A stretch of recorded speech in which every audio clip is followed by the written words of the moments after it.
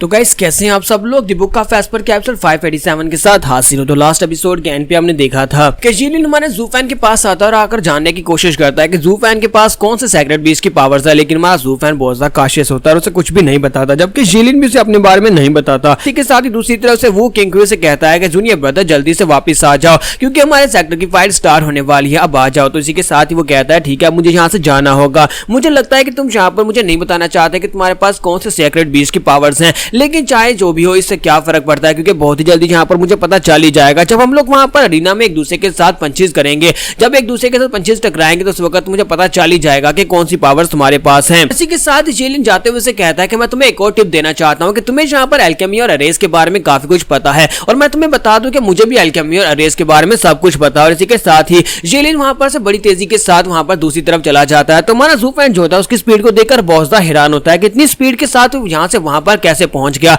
और ये देखने के बाद ज़ूफैन सोच रहा था कि इसकी स्पीड वाकई में बहुत ज्यादा है। और दूसरी तरफ से मास्टर ब्लैक बियर्ड भी उसी लड़के के ऊपर नजर आकर खड़े होते हैं और वो कहते हैं भाई भी मुझे लगता है कि इस लड़के की स्पीड जो है इथीरियल स्टेज की स्पीड से भी ज्यादा आगे निकल चुकी है, यानी कि ये लड़का अपने आप को इथीरियल स्टेज का मास्टर दिखा रहा है लेकिन असल में ये इथीरियल स्टेज से ऊपर का मास्टर है। लगता है कि इस बार की डबल ड्रैगन गैदरिंग में काफी सारे मॉन्स्टर्स हिस्सा ले रहे हैं। तो बाइमी उसे कहता है कि यही तुम्हारा मकसद है कि इस बार भी हमें यहाँ पर सबसे बेस्ट टैलेंट्स को ढूंढना होगा। डबल ड्रैगन गैदरिंग में हमेशा से यही तो होता है। जबकि हमारा ज़ूफैन वहां पर सोच रहा होता है कि जिस तरह से ये लड़का यहाँ पर अपनी स्पीड को यूज कर रहा है, मुझे लगता है कि इस लड़के की कल्टीवेशन लेवल मुझसे बहुत ज्यादा हायर है। अभी यहाँ पर यही देखना चाहता हूँ क्या ये लड़का यहाँ पर कौन सी पावर्स को यूज करेगा, इसके पास कौन सी सेक्रेट बीस्ट की पावर्स हैं। इसी वजह से जब मैं यहाँ पर आया था, यहाँ पर आने के साथ ही मुझे बहुत ही स्ट्रेंथ फीलिंग महसूस हुई थी क्योंकि मेरे पास भी यहाँ पर सेक्रेट बीस्ट की पावर्स है और उसके पास भी सेक्रेट बीस्ट की पावर्स है। इसी वजह से मुझे यहाँ पर वो स्ट्रेंज फीलिंग महसूस हुई। तो जंग मास्टर हान आगे बढ़ते हैं और उसे कहते हैं कि सेकंड ब्रदर उसे कहता है कि प्लीज माफ करना, हम लोग पहले यहाँ पर उस लड़के की दी हुई पिल ले चुके थे, इसी वजह से हम लोग यहाँ पर तुम्हें रिफ्यूज करेंगे क्योंकि हम तुम्हारी पिल नहीं ले सकते।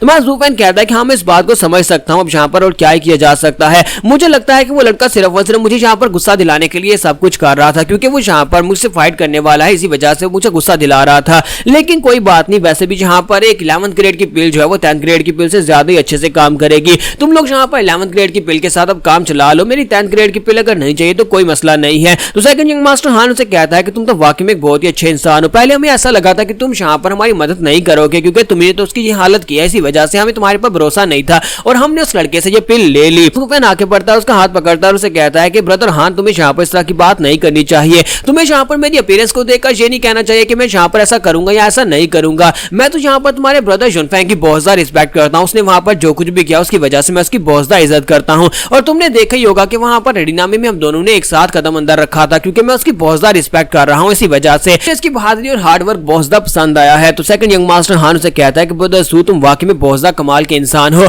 तुम्हें यहाँ पर जानने के बाद हमें समझ आई है कि तुम इतने बुरे नहीं हो जितना हम लोग तुम्हारे बारे में सोचते थे। तुम्हारा ज़ूफैन कहता है हाँ क्यों नहीं। तो इसी के साथ सेकंड यंग मास्टर से कहता है तो फिर आज के बाद से हम लोग ब्रदर हुए। तो फिर साथ ही हमारा ज़ूफैन वहां पर सोच रहा था जिलिन की तरफ देखकर, तुम्हारा ज़ूफैन कहता है कि ये बच्चा ये है तो सिर्फ और सिर्फ एक बच्चा ही क्योंकि इसका दिमाग अभी बहुत ज्यादा कच्चा है, इसने यहाँ पर छोटी मोटी ट्रिक्स को यूज किया, मुझे गुस्सा दिलाने की कोशिश की और साथ ही मेरे पास से यहाँ पर मेरी पावर्स को जानने की कोशिश की मैं कौन से सेक्रेट बीस्ट के साथ लिंक्ड हूँ। इसने यहाँ पर आकर एक पिल देकर इन लोगों का भरोसा जीतने की कोशिश की, लेकिन इसने यहाँ पर जो कुछ भी किया वो सिर्फ और सिर्फ एक ट्रेड था ताकि मुझे गुस्सा दिलाया जा सके। इसने इनको 11th ग्रेड की पिल दे दी और मेरे पास यहाँ पर 10th ग्रेड की पिल थी। मैं असल में यहाँ पर जो मकसद पूरा करने के लिए आया था वो मकसद मेरा पूरा हो चुका है। ज़ूफैन कहता है कि कहावत है अगर आप कुछ करते हो और कुछ कहते नहीं तो आप बेवकूफ हो, अगर आप यहाँ पर कुछ नहीं करते और आप कुछ सिर्फ कहते हो तो सिर्फ और सिर्फ हाइपोक्रिटिकल हो, अगर आप यहाँ पर कुछ करते भी हो और कुछ कहते भी हो तो आप यहाँ पर बहुत ज्यादा स्मार्ट हैं क्योंकि आप यहाँ पर ये दोनों काम कर सकते हैं। लेकिन मैं यहाँ पर इससे ज्यादा स्मार्ट हूँ कि मैंने यहाँ पर ना तो कुछ कहा है और ना ही यहाँ पर कुछ किया है। मैं यहाँ पर सिर्फ और सिर्फ अपनी बातों के साथ ही इन लोगों को अपना साथी बना लिया। मैं यहाँ पर अपना मकसद पूरा करने के लिए आया था कि मैं इनको अपनी अलायंस में ले लूं और मैंने यहाँ पर सेकंड यंग मास्टर हान के सामने कुछ अच्छी बातें क्या कह दी और ये लोग यहाँ पर मेरे दोस्त बन गए हैं। जबकि उस लड़के ने अपनी 11th ग्रेड की पिल को वेस्ट कर दिया इन लोगों के साथ ट्रेड करके, जबकि मैं यहाँ पर अपनी 10th ग्रेड की पिल को भी बचा चुका हूँ, मेरी पिल भी मुझे देनी नहीं पड़ी। ये बच्चा अपने आप को यहाँ पर कितना ही पावरफुल क्यों ना समझ रहा हो, लेकिन असल में ये है सिर्फ और सिर्फ एक बच्चा और इसका दिमाग भी बच्चों वाला है, यानी कि इसको हराना इतना मुश्किल तो नहीं होगा। और इसी के साथ ही वो वहां पर छींकता और कहता है कि लगता है कोई तो है जो यहाँ पर मेरी पीठ पीछे मेरे बारे में बात कर रहा है। फिर साथ ही वो अपने आसपास देखता है और इसी के साथ ही वो साइड के ऊपर देखता है जहाँ पर पर्जिंग सेक्टर के डिसाइपल्स खड़े होते हैं और वेट कर रहे होते हैं कि ये लड़का जो है यहाँ पर कौन सा नंबर चूज करेगा क्योंकि पहले इनकी यहाँ पर टीम बैटल होने वाली है। तो इसी के साथ जिलिन वहां पर से लॉट निकालता है तो उसका 2 नंबर आता है। तो जैसे वहां पर वो 2 नंबर निकालता है तो वो कहता है ये नंबर 2 है। तो इसी के साथ दूसरी तरफ से एक लड़का बहुत ज्यादा खुश हो जाता है और कहता है कि मैं तो यहाँ पर जीतने वाला हूँ क्योंकि क्योंकि अल्टीमेट क्लैरिटी सेक्टर का ये छोटा लड़का जिलिन ये सबसे ज्यादा कमजोर है, क्योंकि इसकी कल्टीवेशन लेवल इथेरियल स्टेज के फर्स्ट लेवल पर है। तो उसका सीनियर ब्रदर उसे कहता है कि हाँ तुम इस वक्त अपनी इथेरियल स्टेज के फोर्थ लेवल पर, तुम्हारे लिए इस लड़के को हराना बहुत ज्यादा आसान हो जाएगा। इस बार हमें जहां पर 2 पॉइंट्स तो मिल ही जाएंगे, 2 पॉइंट्स मेरे और साथ में 2 पॉइंट्स तुम्हारे,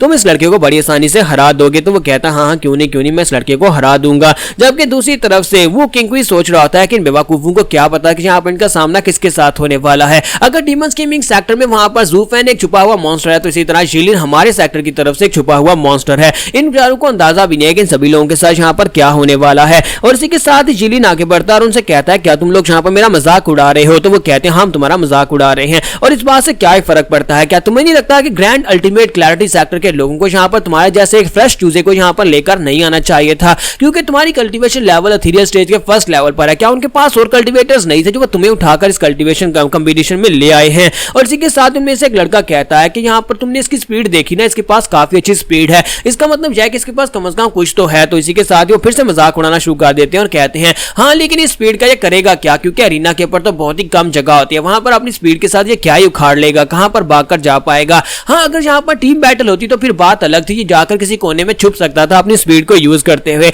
जिलिन उन सभी लोगों की बातें सुनने के बाद वहां पर काफी ज्यादा गुस्सा आ रहा था। फिर साथ ही उनसे कहता है कि तुम्हारे कहने का मतलब यह है कि तुम्हारी किस्मत बहुत ज्यादा अच्छी है जो तुम्हें यहाँ पर नंबर 2 मिला और तुम्हारी फाइट मुझसे होने वाली है, क्या ऐसी बात है? तो वो कहता है हाँ बिल्कुल ऐसी बात है, मेरी किस्मत बहुत ज्यादा अच्छी है क्योंकि तुम मेरे हाथों से हारने वाले हो। तो जिलिन कहता है कि ये तो बहुत ही अच्छी बात है। फिर साथ ही जिलिन को गुस्सा आ जाता है, वो वहां पर से कहता है ये तो फाइट के बाद ही पता चलेगा। और दूसरी तरफ से वो किंग को ही कहता लगता है कि ये लड़का मरने वाला है। इसी के साथ ही वहां पर उनकी फर्स्ट राउंड जो होता है वो स्टार्ट होता है, जिसमें फर्स्ट राउंड में वो किंग की और दूसरी तरफ से उनके जो डीमन पर्जिंग सेक्टर का यंग मास्टर होता है, दोनों की फाइट स्टार्ट होने वाली है। तो वो उसे कहता है कि ब्रदर जाओ पहले तुम यहाँ पर अपना अटैक करो। और इसी के साथ ब्रदर जाओ से कहता है हाँ क्यों नहीं ब्रदर हूँ मैं यहाँ पर स्टार्ट करता हूँ। इसी के साथ ही वो ऊपर हवा में जाता है, जाकर अपनी पावर को रिलीज करता है और बहुत सारी थंडर्स ऊपर से गिरना स्टार्ट होती है, जो उसका बहुत ही पावरफुल मूव होता है। सभी देखने वाले काफी हैरान होते हैं और कहते हैं ये तो वाकई में यहाँ पर सुपीरियर 3 सेक्टर्स के यंग मास्टर ने, देखो जरा इनका पहले ही मूव कितना पावरफुल है। तो ब्रदर जाओ होता है वहां पर एक क्वासी अर्थ रैंक की मार्शल आर्ट्स की टेक्निक जिसे यूनिवर्सल पाम कहते हैं, उस टेक्निक को यूज करता है। ऊपर से थंडर से बनी हुई एक बहुत ही बड़ी पाम जो होती है